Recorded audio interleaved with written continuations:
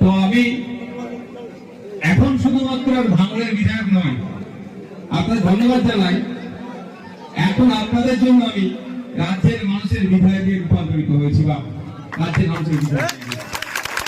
আপনারা দেখেছিলেন গত 2-3 দিন আগে আমি গিয়েছিলাম মুর্শিদাবাদে। জমি জায়গা বাড়ি ঘর ভেঙে চলে যাচ্ছে, সেখানে গিয়েছিলাম, তাদের সাথে কথা বলেছি, তারা আমাকে আপন করে নিয়েছে। তারপরে রেজিনগরে এই জনসভা ছিল, সেটাও মানুষের আপন করে নিয়েছে। সারা রাজ্যে যেখানে অন্যায় অনাচার হচ্ছে আমাকে ছুটে যেতে হচ্ছে।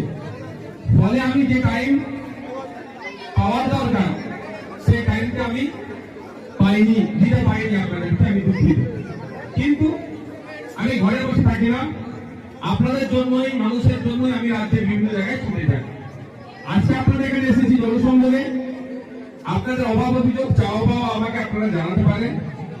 আমার যদি তৎকালীন সমাধান করার জায়গা থাকে আমি সমাধান করব, অন্যথায় কিভাবে সমাধান করা যেতে পারে সেই বিষয়ে আপনাদেরকে আমি জানাবো।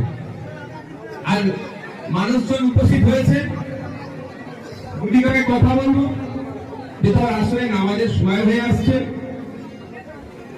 সেদিকে আমাদের খেয়াল রাখতে হবে। তো আপনাদের একটা কথা বলি, বর্তমান যে পরিস্থিতির মধ্য দিয়ে আমরা যাচ্ছি, প্রচুর একটা সমস্যা বললেই চলে, তার মধ্য দিয়ে আমরা যাচ্ছি। কারণ একদিকে বিজেপির সাম্প্রদায়িকতা, অপরদিকে তৃণমূলের মূল্যায়নী ফ্যাসিস্ট চিন্তা ভাবনা, এই দুটো দিয়ে সাধারণ মানুষকে পিছিয়ে দেওয়াতে হবে।